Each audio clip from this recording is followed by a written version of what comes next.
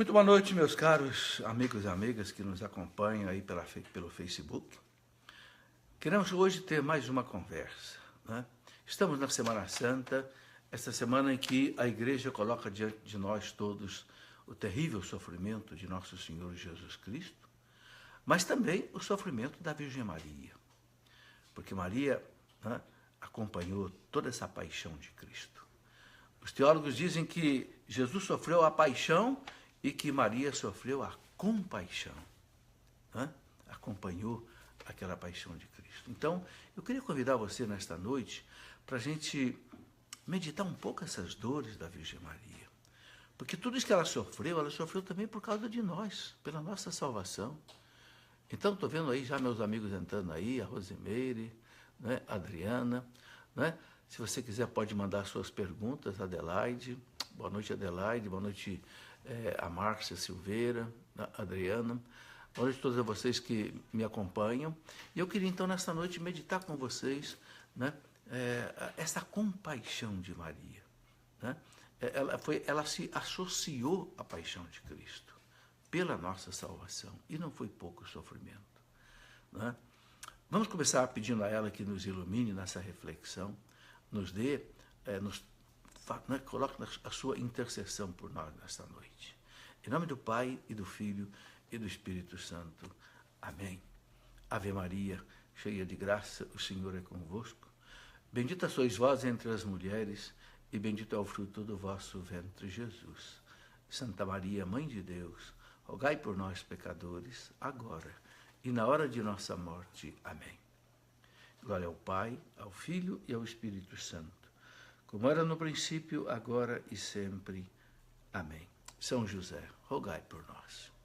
Não sei se você conhece a oração mais antiga que a Igreja conhece sobre Nossa Senhora, depois da Ave Maria, porque a Ave Maria está na própria Bíblia, não é?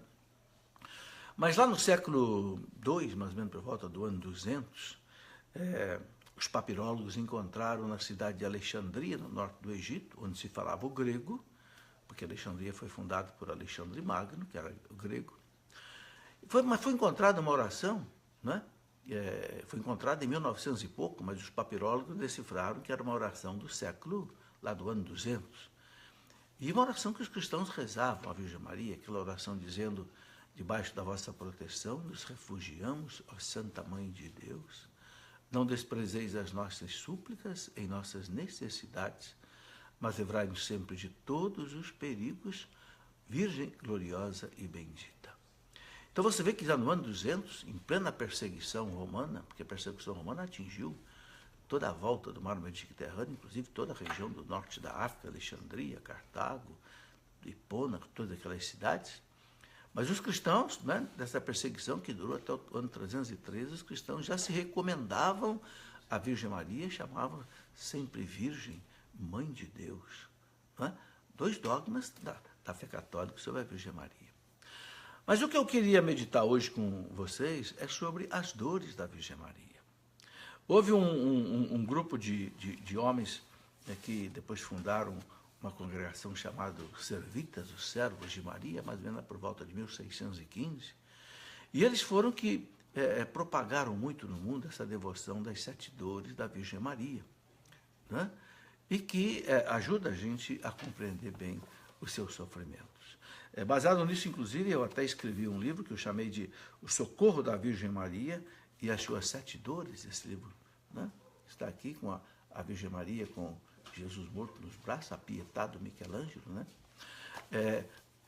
E aqui eu coloco exatamente uma reflexão sobre essas 7 dores da Virgem Maria, e no final algumas orações, por exemplo, uma ladainha sobre as dores da Virgem Maria, etc. Bom, a primeira dor da Virgem Maria narrada pelo evangelista São Lucas, no capítulo 2, no versículo 34 e 35, São Lucas diz assim: Simeão, aquele velho Simeão, né, os abençoou e disse a Maria, sua mãe: eis que esse menino está destinado a ser ocasião de queda e de elevação de muitos em Israel e sinal de contradição. Quanto a ti, uma espada te transpassará a alma. Veja, então, o velho Simeão, que recebeu Jesus nos braços, quando José e Maria apresentaram Jesus no templo, como era prescrito pela lei de Moisés, nos 40 dias. O velho Simeão, então, faz duas profecias, uma em relação a Jesus, outra em relação a sua mãe. Em relação a Jesus, ele diz, sinal de contradição. Esse menino vai contra. Né? Contra o quê? Vai contra o pecado, vai contra o mal. Né? E ele vai ser motivo de elevação para muitos e queda para muitos. E foi mesmo. Né? Quantos se elevaram com Jesus, quantos santos, mas também quantos, né, ficaram contra Jesus, ontem e hoje. Você encontra hoje muita gente que está do lado de Jesus, mas muita gente que, né, nós vamos ver um laicismo anticatólico, anticristão, matando cristãos no Oriente, no Ocidente também, cristãos sendo perseguidos. É o Cristo sinal de contradição. O profeta tinha dito, muitos serão elevados e muitos serão rebaixados por causa dele. E é por isso que Jesus disse, né, quem não recolhe com mim, espalha. Quem não está comigo, está contra mim. Não é?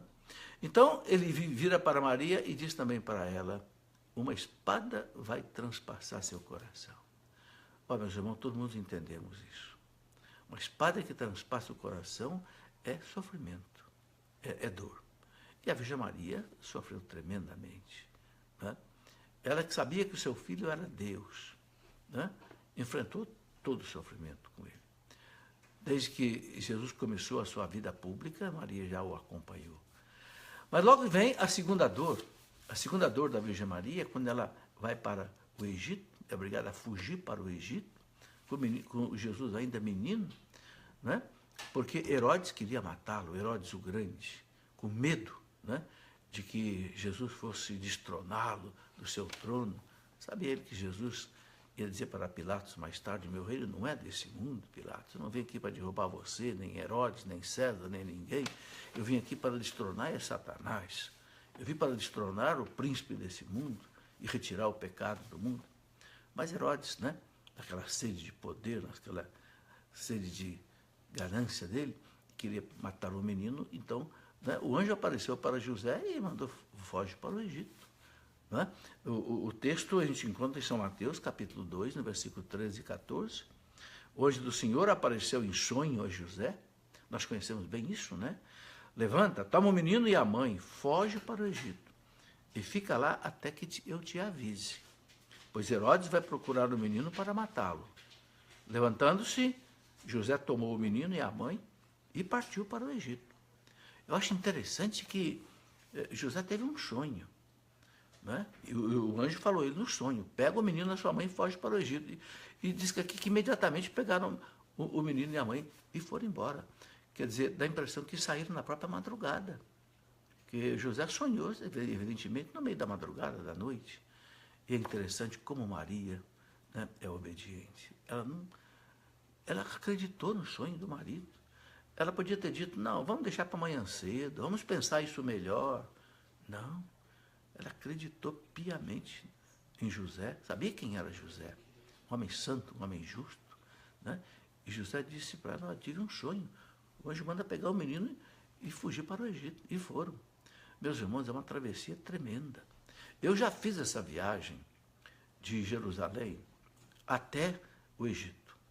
Eu fiz de ônibus, me lembro que nós saímos às 4 horas da madrugada de Israel, da cidade de Tel Aviv, e nós chegamos no Cairo, lá no Egito, era já escurecendo.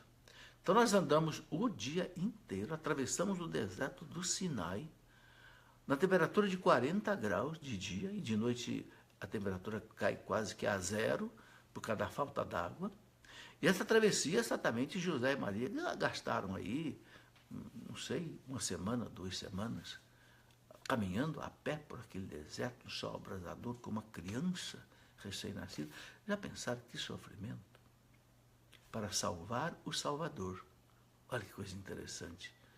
Para salvar o Salvador. Então aí a gente já percebe, a espada de Simeão já se apresenta ao coração de Maria. Por isso que a igreja fala que são 7 espadas que atravessaram o coração da Virgem Maria. É muito interessante, né? Depois da terceira dor, que a igreja coloca, Maria perde Jesus em Jerusalém. Aquela perda misteriosa. Né? O evangelista narra dizendo assim, acabados os dias da festa da Páscoa, eles foram para a festa da Páscoa, essa Páscoa que nós estamos celebrando agora. né? Eram 7 dias de pães ázimos. No primeiro dia dos pães ázimos era aquela ceia pascal que Jesus celebrou com os discípulos, e depois eles celebravam solenemente o sábado na Páscoa, né? Acabados os dias da festa da Páscoa, quando voltaram, o menino ficou em Jerusalém, sem que os pais o percebessem. Pensando que estivesse na caravana, andaram o caminho de um dia e o procuraram entre os parentes e conhecidos, e não o achando, voltaram a Jerusalém à procura dele. Está lá em Lucas 2, 42 e 43 seguintes. É impressionante essa perda de Jesus, não é? Será que José e Maria foram descuidados do menino? Certamente que não. Porque o que acontecia? Eles andavam em caravanas, por questão de segurança, por questão de... Então, os homens caminhavam de um lado, as mulheres caminhavam com outro grupo e as crianças caminhavam com outro grupo. Certamente colocaram Jesus no grupo ali, mas Jesus, ele foi lá para o templo de Jerusalém. Né? A atração que Jesus sentia pelo seu pai, pelo templo, era muito grande. A casa do meu pai, ele dizia. Né? Agora você imagine o sofrimento que Nossa Senhora passou. Né? Perder o Filho de Deus. Perder aquele que ela sabia que era o Messias, porque ela concebeu por obra do Espírito Santo. Então eu fico pensando na angústia de Nossa Senhora procurando Jesus 3 dias. Foi encontrado no 3º dia. Quando uma mãe perde uma criança, por 2, 3 horas que seja, a mãe fica desesperada, não é verdade? Agora você já pensou perder 3 dias aquele que é o Filho de Deus? Realmente é um sofrimento terrível. Mas encontram Jesus no templo. E é interessante que quando encontram Jesus no templo, ela pergunta: meu filho, por que você fez isto? O seu pai e eu estávamos te procurando aflitos. O que mostra que São José era realmente pai adotivo, legal, nutrício de Jesus. O teu pai e eu estávamos te procurando aflitos. Mas a resposta de Jesus é impressionante.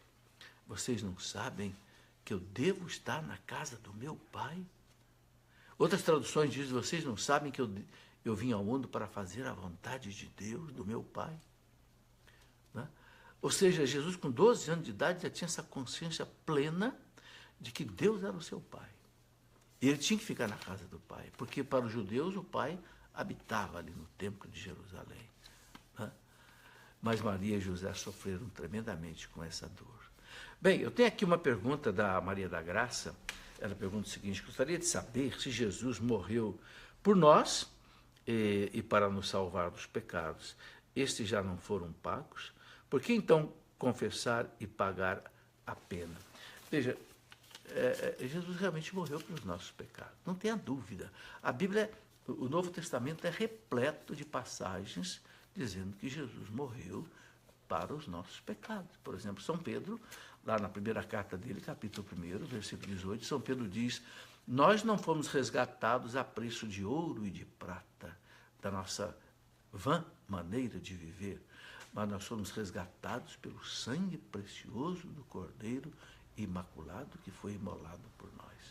Isso São Pedro fala, São Paulo fala, São João fala, o próprio Jesus fala, né? Celebra a paixão, celebra a Eucaristia, dizendo: esse é o meu corpo que é dado por vós, meu sangue derramado por vós. Bem, agora por que a gente precisa se confessar com o sacerdote? Bom, porque Jesus colocou assim. Ele conquistou diante da justiça divina o nosso perdão. Nenhum homem poderia conquistar diante da justiça divina a justificativa dos nossos pecados.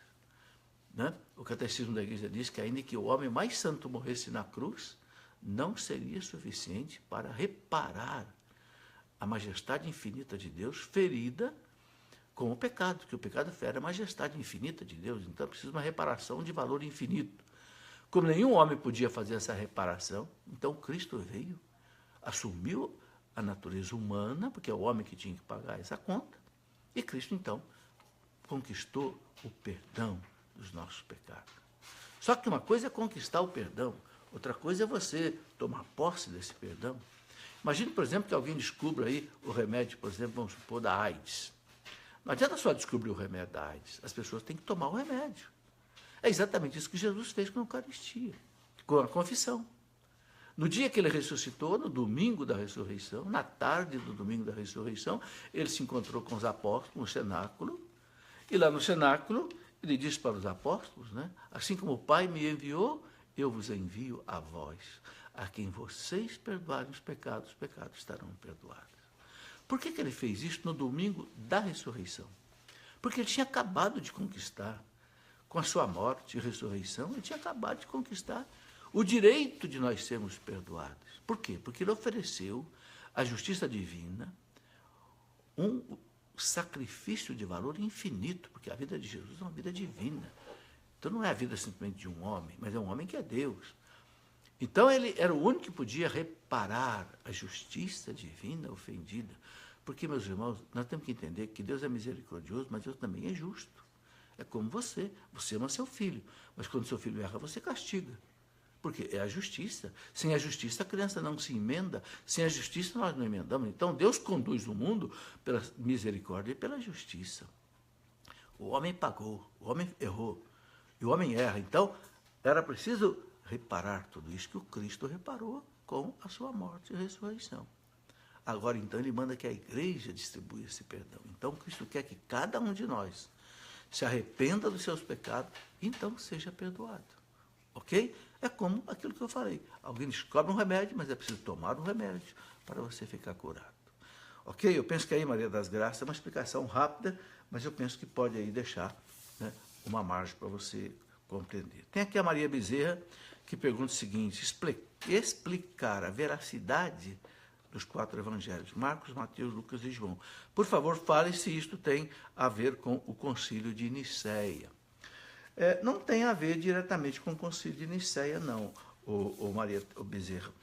O concílio de Nicéia foi no ano 325. Nicéia é uma cidade lá perto de Constantinopla. O que aconteceu por quê? Basicamente porque um herege chamado Ario propagava uma heresia chamada arianismo, que dizia o seguinte: Jesus Cristo não é Deus.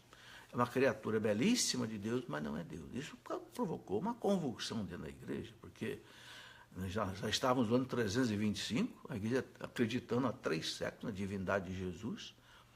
Então, o concílio de Nicéia, né, que se reuniu ali, e o grande Santo Atanásio, né, que era bispo em Alexandria, no Egito, foi a grande voz forte da igreja no concílio de Nicéia, e o concílio disse bem claro que Jesus Cristo é Deus.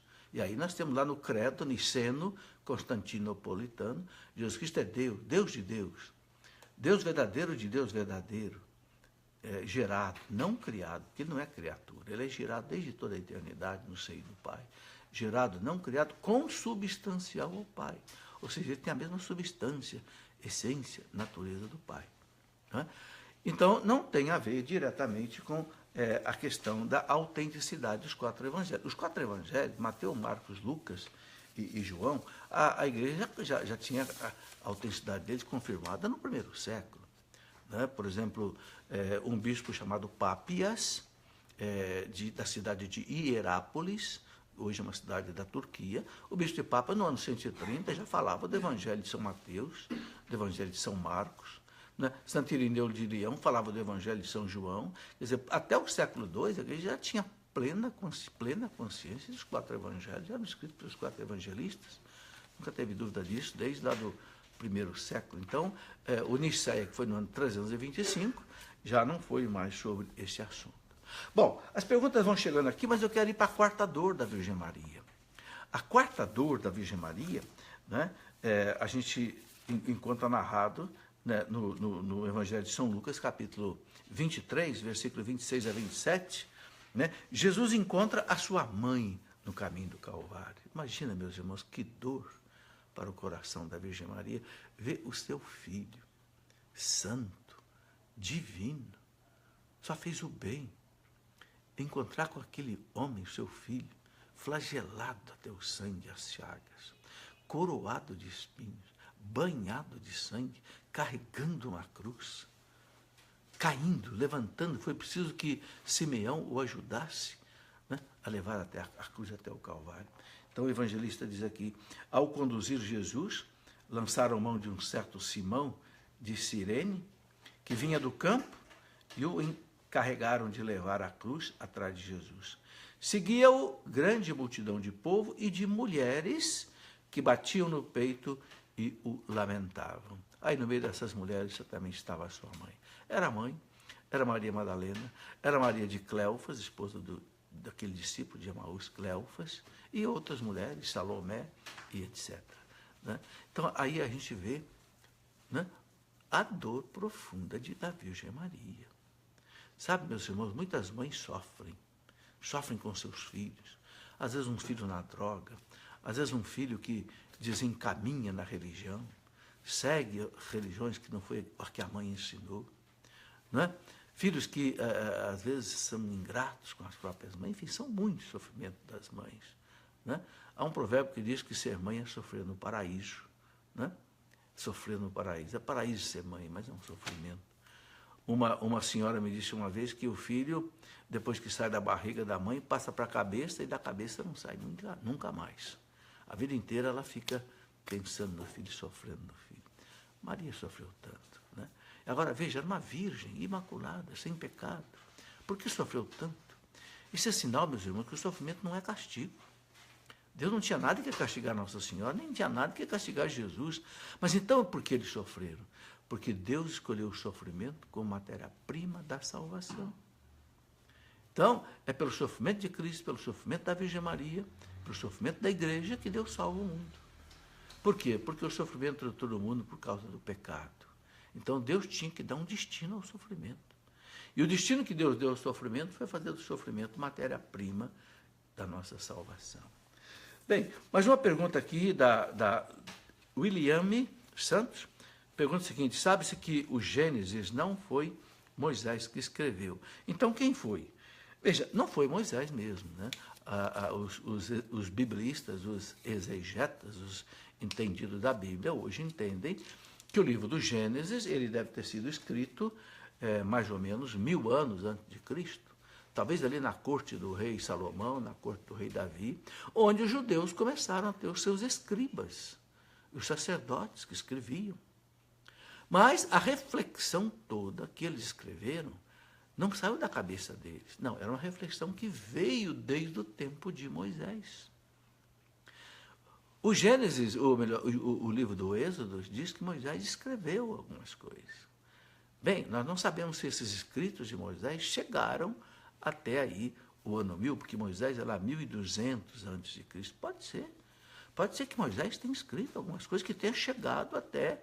Né? Então não se pode dizer também, não há certeza em dizer que Moisés não escreveu nada. Pode ser que os escribas lá da corte de Salomão, da corte de Davi, onde Israel já tinha aquele seu aparato, aquele seu apogeu, pode ser que eles tenham tido reminiscências de Moisés. Agora, uma coisa que é muito forte para os judeus é a tradição. Aquilo que não é escrito, um povo guarda na memória. Então, esta memória de Moisés chegou até quem escreveu, mesmo que não tenha sido o próprio Moisés. Mas a história, né? E você tem tantos detalhes da vida de Moisés, de Josué, né? e do gênero, que não pode ser por imaginação de quem escreveu. Não, ele coletou da tradição judaica, coletou uma série de informações e escreveu. Ok? Eu estou vendo aqui que estão chegando bastante perguntas, mas eu preciso chegar aqui à reflexão até a 7 dor da Virgem Maria. Não me importa responder perguntas, não, porque isso também é evangelização, é uma maneira da gente colocar como que um remédio, né, nas feridas. Né? Eu gosto disso. A Maria Célia está perguntando assim, como fazer uma boa confissão? Ô Maria Célia, você sabe que eu escrevi um livrinho, Como se confessar? Por que confessar? Né? Se um dos meus ajudantes aqui achar, já colocaram aqui do meu lado. Esse livrinho aqui, olha, você vê aí em forma de espelho, né, por causa da transmissão, mas esse livrinho é o seguinte, por que confessar? Como confessar? Bom, a igreja ensina que a gente se confessa se preparando bem. São 5 passos para uma boa confissão. Primeiro, você fazer um exame de consciência. Reze primeiro, peça ao Espírito Santo, Divino Espírito Santo, me faça lembrar dos meus pecados. Me faça me arrepender dos meus pecados. Me ajude a confessar bem os meus pecados.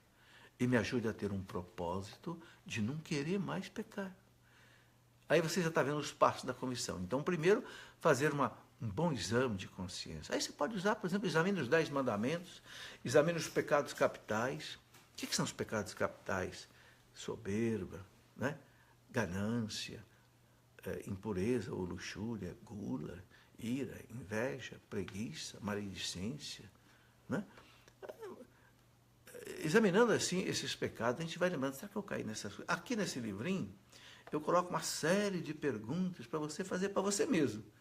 E para você perceber se você caiu aí nesses pecados ou não.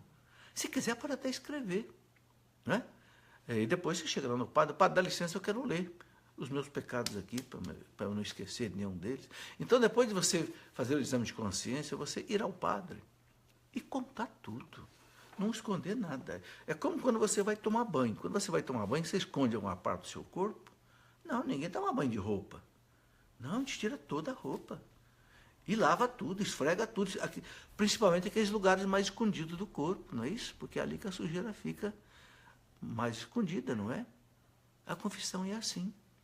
Tem que deixar o sangue de Cristo lavar a sua alma. Mas para que aconteça isso, é preciso mostrar ao médico divino as nossas enfermidades. Né? E não tenha medo, não tenha receio. O padre não fica bravo com a gente, o padre está careca de escutar tudo que é tipo de pecado. Tem gente que pensa, o padre vai ficar horrorizado com o que eu fiz, eu roubei, eu abortei, eu fiz isso. Não tenha, o padre não assusta mais com nada, meus irmãos, pode ter certeza disso. E não é o padre que está recebendo a tua confissão, é Jesus, que no padre atua in persona Christi, como na Eucaristia. Então, depois de um bom exame de consciência, confessar tudo, não esconder nada. Se for esconder alguma coisa, é melhor não confessar, porque senão você comete outro pecado, que é o pecado que se chama de sacrilégio. Você está abusando de Deus, brincando com Deus. Terceiro, você se arrepender. Não quero mais isso, Senhor. É o propósito. Quero ter o propósito de não mais fazer esse pecado. Mas eu sou fraco, eu posso cair de novo. É outra história. Você precisa, no momento da confissão, dizer para Jesus, eu vou lutar, eu não quero. Eu vou fazer aquilo que o Senhor mandou, vigiar e orar. E depois, cumprir a penitência que o padre dá. A penitência é para a gente se emendar. Né? Então, é mais ou menos isso. Deixa eu continuar aqui com mais uma dor da Virgem Maria, a quinta dor da Virgem Maria, Maria aos pés da cruz de Jesus. Meus irmãos, que coisa dura, né? O evangelista São João, capítulo 19, versículo 15, São João diz assim, junto à cruz de Jesus estavam de pé, sua mãe, a irmã de sua mãe, Maria de Cleofas. A Maria de Cleofas, esposa daquele discípulo, né, de Cleofas, eram primos da Virgem Maria. E Maria Madalena, as três Marias, né? Vendo a mãe e perto dela o discípulo a quem amava, Jesus disse para a mãe, mulher, eis aí o teu filho. Depois disse para o discípulo, eis aí a tua mãe. Meus irmãos, você já pensou? Uma mãe vê seu filho pregado numa cruz, por 3 pregos, pendurado, gemendo, quase que numa asfixia, dores tetânicas horrorosas. Né? Há um livro de um cirurgião francês chamado Pierre Barbet. Né? Pierre Barbet escreveu aquele livro Na Paixão de Cristo, segundo o cirurgião. 25 anos ele estudou a Paixão de Cristo. É um livro, nós publicamos esse livro. Ele disse que ele ficou tão horrorizado com o sofrimento de Cristo que ele não conseguia mais fazer a via sacra. Quando ele fazia a via sacra, ele desmaiava no meio da via sacra, a tal ponto ele entendeu o sofrimento de Cristo. E a Virgem Maria assistindo tudo isso. E é interessante que o evangelista diz, Maria estava ali de pé. O latim usa uma expressão, stabatis, de pé aos pés da cruz. Entregando o seu filho a Deus por nós. É o que ele nos ensina. Ela oferecia o seu filho a Deus, aquele sofrimento dele e dela, né, para que a humanidade fosse salva. O livro que eu falei é esse aqui, A Paixão de Cristo segundo o cirurgião. É um livro que narra com assim, detalhes científicos de um cirurgião de 25 anos que estudou essa paixão de Cristo. É impressionante esse livro. É o melhor livro que eu já li sobre a paixão de Cristo. Não é? Especialmente bom para a gente ler na Sexta-feira Santa. Bem, então aí Nossa Senhora vê Jesus ali morrer na cruz. 3 horas de angústia naquela cruz. Ela ali, as 3 Marias ali, parece que Jesus ofereceu 3 horas de sofrimento, uma em honra do Pai, outra em honra do Filho, outra em honra do Espírito Santo, para conquistar diante da justiça de Deus o direito de todos os homens, de todos os tempos, de todos os lugares, sejam perdoados pelo sacramento da confissão. Muito bem, uma pergunta aqui do Gerdson. O Gerdson diz assim: favor indicar um livro para ajudar a ler a Bíblia. O Gerdson, eu escrevi 3 livros na Escola da Fé, que eu faço na Canção Nova. Logo começou o meu programa na Canção Nova, há uns 20 anos atrás, 3 livros para as pessoas entenderem as 3 bases em que a igreja se apoia: o Sagrado Magistério, a Sagrada Escritura e a Sagrada Tradição. Um desses livros, a Sagrada Escritura, né? O meu auxiliar aqui está colocando na minha mão, é esse daqui, a Sagrada Escritura. Né? Esse livro eu explico como ler a Bíblia, como a Bíblia foi escrita, o que são gêneros literários, o que é um gênero apocalíptico, o que é um gênero midrash, o que é uma parábola, o que é um conto, o que é... Entende? E aqui eu coloco, por exemplo, os evangelhos apócrifos, eu coloco outras coisas, né, que ajudam a gente a compreender a Bíblia. É uma espécie de um mini curso bíblico. E depois eu coloco, né, uma explicação rápida de cada um dos 72 livros da Bíblia. Agora, eu quero dizer também que eu gravei um curso bíblico em 100 horas, gravado em CD, né, explicando detalhadamente cada um dos 72 livros da Bíblia, usando bons biblistas, né, por exemplo, aí, esses homens que estudaram profundamente a Bíblia, os chamados exegetas, né, e hermeneutas e biblistas, que nos ensinam o sentido de cada um dos 72 livros. E vale a pena mesmo, né, porque a Bíblia é a palavra de Deus. Né? Temos a tradição que a Bíblia, que não foi escrita, foi transmitida, chegou até nós, e o magistério da igreja, que interpreta a tradição e que interpreta a Bíblia e coloca para nós o sentido todo da nossa fé, que de modo especial nós encontramos hoje no Catecismo da Igreja Católica. O que é o Catecismo? O Catecismo é o trabalho que o magistério da Igreja, o Papa e os bispos, junto com o apoio dos teólogos e tudo mais, interpretam a tradição, interpretam a Sagrada Escritura e colocam para nós, então, a doutrina que nós temos que viver. Ok? Bom, vamos aqui a mais uma dor de Nossa Senhora, tem mais perguntas aqui para responder. Enquanto você tiver paciência comigo, eu vou aí conversando e vou respondendo as perguntas, ok? Bom, aqui eu queria comentar a 6ª dor da Virgem Maria, né, que Maria recebe Jesus descido da cruz nos seus braços. É a Pietà, né? Essa imagem que eu mostrei, né, Nossa Senhora com o Cristo no braço. É uma imagem, né, de Michelangelo, né? Uma imagem não, é uma escultura de Michelangelo que está lá dentro da Basílica de São Pedro. Michelangelo fez 4 Pietás, 3 desapareceram, pelo menos essa ficou lá na Basílica de São Pedro. É uma coisa impressionante. Como Michelangelo era um gênio da arte. Pegava um bloco de pedra e transformava numa imagem dessa. Diz que um dia ele chegou num bloco de pedra e disse para os seus alunos, né, que ele fundou uma academia de belas artes em Roma, só para decorar a Basílica de São Pedro, com 20.000 metros quadrados de mosaico. Diz que ele chegou naquelas montanhas de pedra Carrara, de mármore Carrara, na Itália, e disse para os alunos: vocês estão vendo aquela pedra? Lá dentro existe um anjo. Vamos colocá-lo para fora. Os alunos: mas que anjo, mestre? Nós estamos vendo uma pedra bruta. E o Michelangelo traçou no papel o anjo e disse: vamos nos debruçar em cima dessa pedra. E o anjo foi aparecendo até que ficou pronto. Quando ficou pronto, os alunos disseram: mas mestre, como foi possível que o senhor tirou dessa pedra um anjo? Ele disse: nós não fizemos nada, nós só tiramos o que estava sobrando. Só tiramos o que estava sobrando. O anjo estava aí dentro. Ele fez essa Pietà, né, que simboliza exatamente isso. Né? Nossa Senhora que recebe o Cristo morto nos seus braços, seu filho, Filho de Deus. E aí o evangelista diz aqui, né, São Marcos, capítulo 15, no versículo 42, chegada a tarde, porque era o dia da preparação para quê? Para a Páscoa, né, que era no sábado, isto é, a véspera de sábado, veio José de Arimateia, entrou decidido na casa de Pilatos e pediu o corpo de Jesus. Pilatos, então, deu o corpo de Jesus a José de Arimateia, que retirou o corpo da cruz, e a igreja veio aí, a mãe ali embaixo. Quem é que ia receber esse corpo descido da cruz? Tinha que ser a mãe. Mas que dor, né, meus irmãos? Ver aquele seu filho esmagado, literalmente, destruído, flagelado até o sangue, as chagas, coroado de espinhos, as mãos, os pés transpassados, o coração transpassado pela lança. Imagine você que é mãe. Para nós pais parece que é mais difícil, mas para a mãe, né? Receber um filho seu assim. Meus irmãos, quantas mães hoje recebem um filho morto nos braços, não é verdade?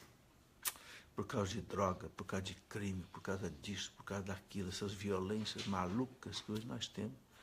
Console-se com Nossa Senhora. Console Nossa Senhora, há que ser a sua consola. Por isso que eu escrevi esse livro, eu chamei de, né, coloquei o nome de O Socorro da Virgem Maria e as suas 7 dores. Ela pode nos consolar. Bem, se você tem interesse em algum desses nossos livros, né, tem o meu site cleofas.com.br, aí eu mostro todos esses livros. Né? E também a Canção Nova tem todos esses livros que você pode também aí adquirir pela Canção Nova, pelo portal da Canção Nova, pela livraria da Canção Nova em própria Cachoeira Paulista. Okay? Muito bem, vamos aqui responder mais algumas perguntas antes da última dor da Virgem Maria. Né? A Maria Cândida pergunta: tenho muita dificuldade para perdoar, o que eu faço? Maria, lembra de Jesus nessa hora. Né? É duro perdoar mesmo, que machuca o coração da gente, que infere a gente. É difícil perdoar, mas fique sabendo o seguinte, é difícil perdoar porque é uma das coisas mais importantes que a gente pode fazer, é perdoar. Por isso que é difícil. Tudo que é bom é difícil. Entendeu? Então lembra de Jesus na cruz dizendo para aqueles soldados que o crucificavam: Pai, perdoai-lhes, não sabem o que fazem. E o que aconteceu com aqueles soldados? Porque Jesus os perdoou. Muitos deles se converteram. Está escrito no Evangelho de São João que aquele centurião, aquele oficial romano que chefiava aqueles soldados que crucificavam Jesus, aquele centurião disse, quando o véu do templo se rasgou, né, quando Jesus disse: Pai, recebe nas tuas mãos o meu espírito, aquele centurião disse: esse é verdadeiramente o Filho de Deus. Por que esse homem se convertou? Por causa do perdão que ele recebeu de Jesus. O perdão quebra o coração do pecador. Por que São Paulo se converteu? Porque Santo Estevão, Paulo chefiava o apedrejamento de Santo Estevão. Mas Estevão rezava por Paulo: Senhor, não leve em conta o seu pecado. Sendo apedrejado até a morte. O que aconteceu com Paulo? Encontrou Cristo no caminho de Damasco e se converteu. Quando a gente consegue perdoar uma pessoa do fundo do coração, São Paulo diz que a gente acumula brasas ardentes sobre a sua cabeça. Isso está lá em Romanos 12, capítulo 12. Ou seja, você amolece o coração da pessoa. Há histórias maravilhosas na história da igreja, de santos que perdoaram pessoas que lhe fizeram mal e essas pessoas se convertiam. Então, a força para perdoar, nós temos que pedir a Jesus crucificado. Quando você não tiver força para perdoar uma pessoa, olhe para o Cristo na cruz. Né? E faça o que ele fez: Pai, perdoai-lhes. Não sabem o que fazem. Pode ter certeza que teu coração vai ficar em paz. Porque, sabe, uma coisa que é certa é isso: a gente ter ódio de alguém, o ódio, antes de matar o outro, mata a gente. O ódio mata o dono primeiro. Então, um jeito de você tirar o ódio do seu coração, que mata você, é você perdoar. Não tem outro caminho, não tem outro remédio. É o que Deus ensinou para nós. Bem, aqui, Audálio Ramos. Nós católicos podemos realizar a ceia judaica na Quinta-feira Santa? Audálio, essa ceia judaica para nós não é a Eucaristia. A nossa ceia é a Eucaristia, é a Santa Missa. ok? Então, eu não conheço nenhum documento da igreja que diga se a gente pode fazer ou não pode fazer. Eu penso que se nós fizermos alguma coisa, que ler, por exemplo, o Salmo Halel, que eles liam, não é? Na ceia, e não sei, uma espécie de uma reunião de oração nossa, eu creio que não há mal nenhum. Mas nós não somos judeus, nós somos cristãos. Então, para nós, o correto é fazer a ceia sagrada da Santa Eucaristia. Ok? Muito bem, eu não tenho muita informação sobre isso para te dar, mas poucas palavras que eu posso dizer é isso. Giovanni Dalbello pergunta o seguinte: a igreja também comemora a morte de Cristo na Semana Santa? Sim, a igreja comemora a morte de Cristo na Sexta-feira Santa. Por isso que tem a Sexta-feira Santa, às 3 horas da tarde, a adoração do Cristo na cruz, exatamente por causa da morte dele. Ok? E eu queria lembrar que hoje, dia 11 de abril deste ano, é o dia em que os judeus comemoram a Páscoa deles. É o dia 14 do mês de Nissan, do calendário judaico. Porque os judeus celebravam a Páscoa deles no dia 14 de Nissan, como Moisés prescreveu lá no livro do Êxodo. Só que nós cristãos agora celebramos a Páscoa, né, no primeiro domingo depois do dia 14 de Nissan. E o dia 14 de Nissan é sempre a primeira lua cheia depois do dia 21 de março. Você pode olhar para o céu depois e você vai ver que a lua está bem cheia hoje, porque é o 14 de Nissan que os judeus celebravam. E para nós será o domingo seguinte ao 14 de Nissan. Ok? Maria Almeida, é pecado conversar com Deus deitado antes de dormir? Ô, Maria, não é pecado, não. O seu problema é que a gente dorme com facilidade, né? Não é fácil rezar deitado. Eu não consigo. E sabe, Santa Teresa d'Ávila dizia assim: duas coisas que são incompatíveis é a oração e o conforto. Teresa d'Ávila, a Teresona, né? Teresa de Jesus, doutora da igreja, dizia: rezar não é um momento de conforto. Ou fica de pé, ou você senta, né?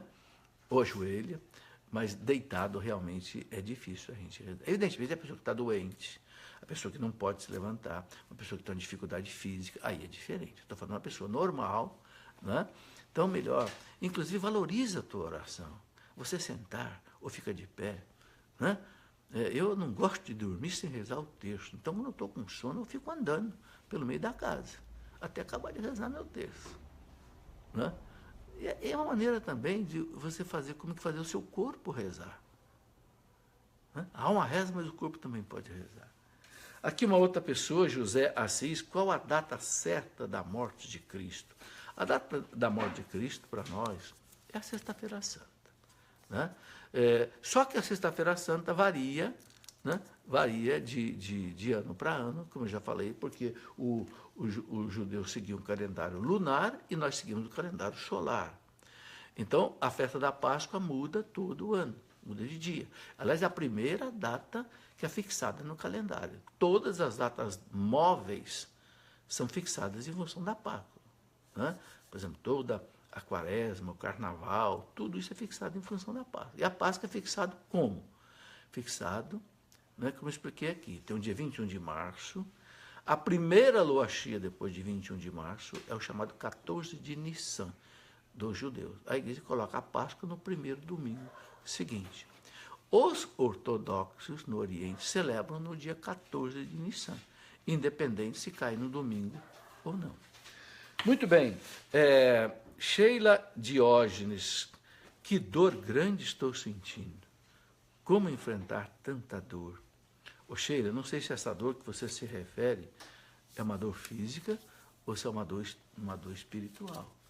Né? Se é uma dor física, procure aí um analgésico, procure um médico, procure um recurso da medicina. Né? Hoje, graças a Deus, nós temos bons remédios para a dor física. Se é uma dor espiritual, é a oração. Papa João Paulo II dizia o seguinte: quanto mais a gente sofre, mais a gente tem que rezar. E é difícil rezar quando está sofrendo, sabe? Parece que a gente não consegue rezar uma Ave Maria. Mas aí reze o que você conseguir. Uma ejaculatória, por exemplo, né? Ó Maria concebida sem pecado, rogai por nós que recorremos a vós. Repita isso 10 vezes, se você não consegue fazer outra oração. Ou uma Ave Maria, repetida aí devagar muitas vezes, um Pai Nosso, um credo. Mesmo que você não consiga rezar um terço inteiro, rezar, entendeu? Jaculatórias nessa hora é muito importante. Jesus, tenha piedade de mim. Não é? Sagrado Coração de Maria, seja a minha salvação. Enfim, as jaculatórias que a igreja ensina nos ajudam muito a enfrentar os momentos de dor. Bom, nós já estamos aqui chegando ao fim da nossa conversa, mas eu tenho aqui mais 2 perguntas e eu quero ainda falar da 7ª dor, né? A Elisandra pergunta assim, sobre o livro O Evangelho Secreto da Virgem Maria, o que o senhor pode me falar? Ô Elisandra, é um livro bonito. O Evangelho Secreto da Virgem Maria foi escrito por um padre espanhol, baseado na peregrinação de Etéria. O que é a peregrinação de Etéria? É uma senhora que no século IV, né, ela foi para a Terra Santa e visitou todos os lugares sagrados, escreveu o que é um documento antiquíssimo, lá do século IV, chamado Peregrinação de Etéria. E ali ela narra muitas coisas que ela disse que entendeu sobre Jesus. Então, esse livro, né, que essa pessoa pergunta, foi escrito baseado nisso. A igreja não confirma a veracidade de todos esses fatos que estão narrados ali. A igreja não confirma, mas é aquilo que a igreja diz. Se é edificante para a sua fé, se fortalece a tua fé, tudo bem. Então fica a livre uso da fé. Ou seja, aquilo que não tem erro, aquilo que não tem heresia, se é para mim edificante, tudo bem. Agora, a igreja não garante para você que todos os fatos narrados nesse livro são realmente verdadeiros, ok? Pode ter fatos ali que realmente não tenham acontecido, né? Então, leia assim, meio como se fosse também um romance. No romance nem tudo é verídico, né? Num romance, numa parábola, numa alegoria, muitas vezes tem coisas, mas que acabam servindo para edificar a nossa fé. Bom, uma última pergunta aqui, Maria Verônica, ela pergunta o seguinte, por que não podemos comer carne na Sexta-feira Santa e somente peixe? Bom, Verônica, é apenas um pequeno sacrifício que a igreja pede, nada mais. Não é só na quarta-feira de cinzas e na Sexta-feira Santa, não é? É um sacrifício. Por quê? Não é verdade que a maioria do povo gosta de comer carne? É verdade. Menos pessoas comem peixe. E tem gente, inclusive, que não gosta de peixe. Então, a igreja pede esse sacrifício. Em honra à paixão, à morte de Cristo, você não coma carne nesse dia. Não há nenhuma outra conotação assim teológica, doutrinária. Não, é isto. Entende? A igreja não proíbe comer carne nos outros dias. Então, há pessoas que durante todas as sextas-feiras da quaresma não comem carne, né? Agora, não é só não comer carne, você pode comer um ovo, você pode comer verduras, ok? Não comer carne nem de frango, e nem de vaca e nem de porco. Bom, a 7ª dor da Virgem Maria, né? Maria deposita Jesus no sepulcro. Por que é uma dor muito grande? Eu quero explicar uma coisa aqui. Jesus morreu cerca de 3 horas da tarde. Por isso nós rezamos o texto da misericórdia às 3 horas da tarde, né? Como Jesus pediu a Santa Maria Faustina Kowalska, né? 3 horas da tarde. E ele foi sepultado às 6 no máximo, porque depois das 6 horas da sexta-feira já começava o sábado santo e sagrado, que era a Páscoa. Então os corpos não podiam ficar insepultos depois das 6 da tarde. Então, Maria, no máximo, ficou com Jesus 3 horas antes de sepultá-lo, né? Ela não pôde nem velar o seu filho, como nós fazemos como alguém que morre. Não. O sepultamento foi assim, às pressas. Tanto é que as mulheres voltaram depois, no domingo, depois que passou a Páscoa, para completar o embalsamento do corpo, etc. Só que chegar lá, Jesus já não estava mais lá. Ressuscitou. Não é? Então, a gente vê aí a dor da Maria, a igreja chama de Nossa Senhora da Soledade. A palavra soledade quer dizer o quê? Solidão. Então, Nossa Senhora passou aquele sábado em solidão, né? Seu filho morto. Certamente apareceu para ela depois que ressuscitou. Não está narrado em nenhum evangelho, mas é de se esperar, né? Não apareceu para Pedro, para os apóstolos, não ia aparecer para sua mãe. mas Maria sofreu aquela solidão, aquela dor. Então, o texto bíblico aqui coloca para nós uma passagem de São João, capítulo 19, versículo 40 até 42, que diz assim: os discípulos tiraram o corpo de Jesus e envolveram em faixas de linho, é o santo sudário, né? Com aromas, conforme o costume de sepultar os judeus. Havia perto do local onde fora crucificado um jardim, e no jardim um sepulcro novo, onde ninguém ainda fora depositado. Foi ali que puseram Jesus. Está aí a sétima dor da Virgem Maria, sepultar seu filho às pressas e viver a solidão do sábado. Né? O sábado, meus irmãos, é bom se unir a Nossa Senhora nessa solidão. Né? Tem cidade que chama Soledade, em Minas Gerais. Né? Muito bem, última pergunta que eu vou responder hoje. Nós já estamos aí com quase 50 minutos de conversa. Né? A Maria Cristina diz assim: estou fazendo a novena 9 meses com Maria. São verdadeiras as histórias de Maria? Maria Cristina, eu não sei quais são todas essas histórias. Né? O que eu contei aqui, essas dores todas da Virgem Maria, são bíblicas. Né? A igreja não tem dúvida sobre isso. Né? E nesse livro que eu já falei aqui, eu queria dizer que tem aqui uma bela ladainha de Nossa Senhora das Dores. Né? Muito bom para te rezar agora na Semana Santa. Tem a Coroa das Lágrimas de Nossa Senhora, todas orações recomendadas pela igreja, né? Que eu fui coletando que a novena perpétua também de Nossa Senhora do Perpétuo Socorro. Muito bem, meus irmãos, muito obrigado pela audiência de vocês, a companhia que fizeram comigo. Né? Eu quero lembrar que na terça-feira, nas sextas-feiras e nos sábados, eu terei essa conversa aqui à noite, sempre que eu puder. Quando eu viajar, alguma coisa que não for possível, tudo bem. Na segunda-feira, na quarta-feira e na quinta-feira, esta conversa deverá ser por volta das 3h30 da tarde. Assim você pode rezar o texto da misericórdia, às 3 horas, né? E às 3h30, a gente conversa aqui sobre alguma coisa importante da nossa fé, aquilo que está no coração da igreja. Ok? E eu quero pedir, se existe algum diácono que está nos acompanhando, algum sacerdote, que nos dê a bênção. E esta bênção, meus irmãos, vale para todos nós, porque a bênção é um sacramental que pode ser dado à distância. Não é como um sacramento que não pode, tem que ser pessoalmente. Então coloca aí a sua intenção, coloca aí o seu pedido para Deus nesta noite, né? Que te dê paz, te dê saúde, né? Para o seu corpo, para a sua alma, para toda a sua família. A nossa proteção está no nome do Senhor, que fez o céu e a terra. Que desça sobre todos nós, pela intercessão de Nossa Senhora das Dores, a bênção destes nossos irmãos, diáconos, sacerdotes. Em nome do Pai, e do Filho, e do Espírito Santo. Amém. Fique com Deus.